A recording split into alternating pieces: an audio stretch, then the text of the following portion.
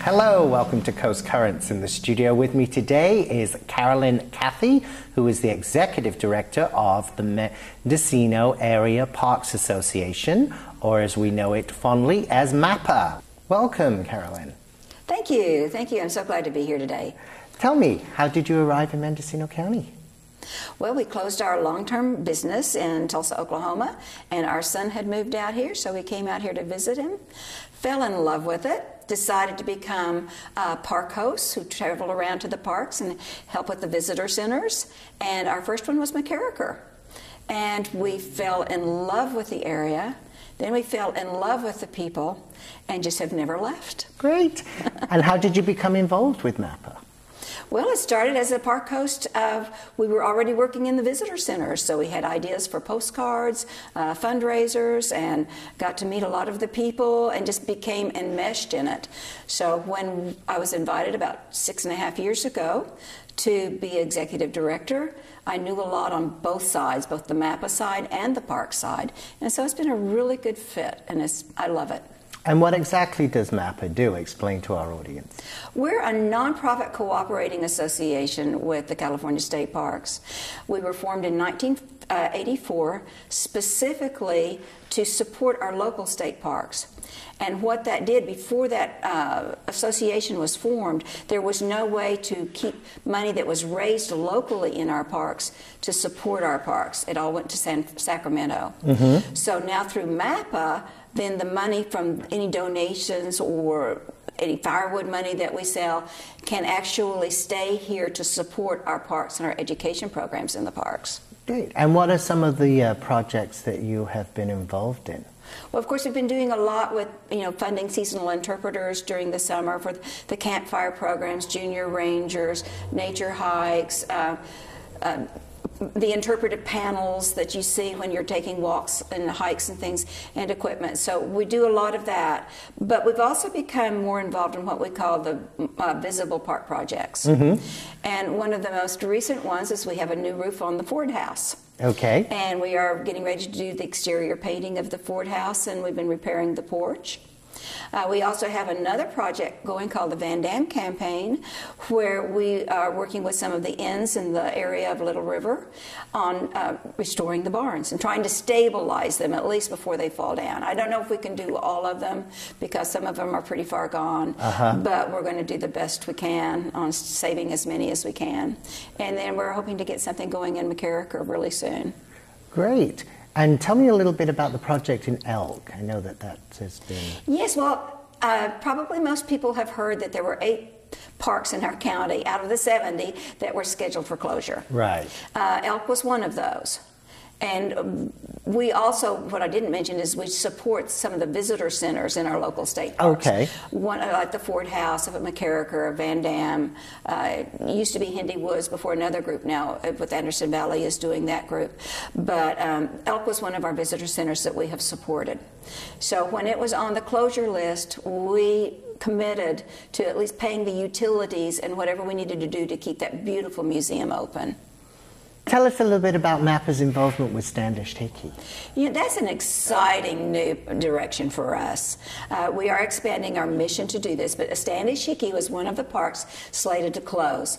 Okay. And actually did close probably early spring.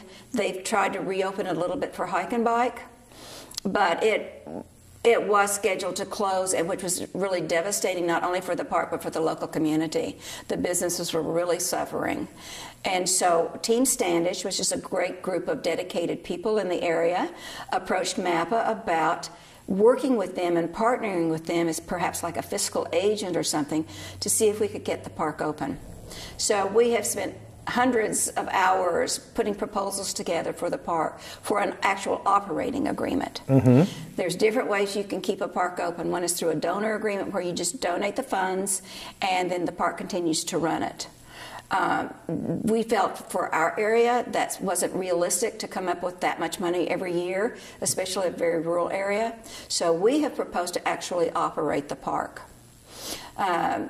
what has been very nice on that is that since the actual agreement to operate has been dragging out longer than we had hoped, the state parks, local people, and Sacramento, and Team Standish and MAPA worked out a first ever special event permit where we can actually go in and operate the park on a permit. And so it's been open since July 6th. Team Standish is doing a great job helping to staff it and run it and clean the park up, and altogether it's just been a great partnership. And the campers are really happy, and the community's happy. The businesses feel like they're coming back to life. So it's been really rewarding. We've loved being part of that. Great. Now, recently it's come to light that there has been discovered, I think, about $54 million that had been earmarked for the parks but had not been actually used. How do you think that that's going to be able to affect the potential closure or being able to keep the longevity of our park system going? Well, of course, we were all disappointed to hear it. Very sad that something like that could happen. What it doesn't change, of course, we do hope that that money will go back into the parks. And rather than just dispersing it somewhere around the state. So it's important that it go back into the parks. However, I will say there's a $1.3 billion deferred maintenance issue in those parks. And something like that, which I understand is maybe a 12-year accumulation. Right, I think so, and it's a one-time thing. I mean, it doesn't mean that this is going to save the parks. The parks are still hurting. They still need the local communities and people to come in and help save them. And on that note, how can the community continue to become involved? There are some really wonderful ways to do that. Of course, what we feel is a wonderful way is to donate to your local nonprofits who are involved in the parks throughout the state, because all of the money that is raised goes back to support those parks in one way or another. So through volunteerism and through donations, it's a community effort. We all pull together, and not one small nonprofit can't do it by themselves. Right. So it takes all of us working together. Another really good way to do it is through the California State Parks Foundation. They support the nonprofits like MAPA around the state, have been very generous. They've donated $45,000 just recently to help us with startup funds for Standish Icky. And so that's a good, safe way for people to donate their money because they'll know it go back into the parks. Actually, the Alden Olmsted, or the Olmsted Park Fund, he was traveling around on a bicycle with a bucket, donate $1. And he's been able to donate some money to help keep Jack Handle and Greenwood, and he's helping with Standish Icky. So go with the groups that are close to you and that you feel comfortable with. So, Carolyne, what are some of the problems and obstacles that a community faces when a state park or several state parks are, scheduled for closure, and the impact that it has on the local community? Well, actually, it's a perfect example of what we teach in our education programs, that everything is connected. And like, for example, up in the Standish Hickey area, we were starting to get vandalism in the parks. Illegal campers were coming in anyway. They might have felt desperate because so many parks are closed, they didn't know where to go. And so it was causing a lot of problems. But also the local businesses are dependent on the income from these parks. Like Standish Hickey has been in business as a park since 1922. Wow. Well, those businesses are so connected with the campers who come to that park that when that no longer is available, then their businesses can't survive anymore. Now, one of the wonderful fundraising events that you put on every year is the Abalone Cook-Off. Would you like to tell our audience a little bit about that? Oh, it is such a fun event. It's been going on for way longer than I've been out here in California. And it's a very popular event that draws people from all across the country. But it's an abalone cook-off. It's a competition for cooks. A lot of them are just local ab divers, or some of them from Reno or other areas in the state, and they compete for several prizes. This year is the World's Championship Abalone Cook-Off. Okay. And so what they will have is a large trophy for being the world champion. But then we give out like 3 of the grand prizes, and those are donated by Subsurface, and it's a private villa in the Yucatan where they can spend a week and just really enjoy the area, and they can take some friends with them. And then there are other prizes that they get as well.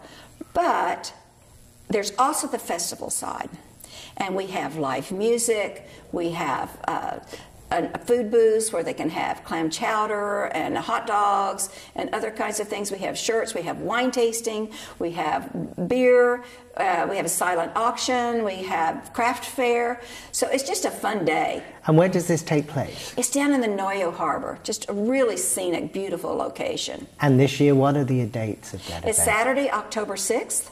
And we are encouraging cooks to sign up. We can only take 30. Okay. And we already have 16, which is ahead of where we usually are at this time. Sometimes cooks wait till the last minute, and we're going to encourage them to go ahead and sign up, or they might not be able to get in for this year. So on everything that we've talked about today, is there information on the MAPA website for volunteering and abalone cook-off? It's www.mendoparks.org.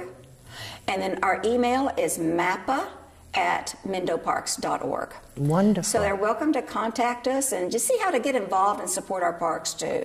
Great. Well, thank you so much for sharing a little bit about MAPA and what it does for being able to preserve the wonderful state parks that we have here.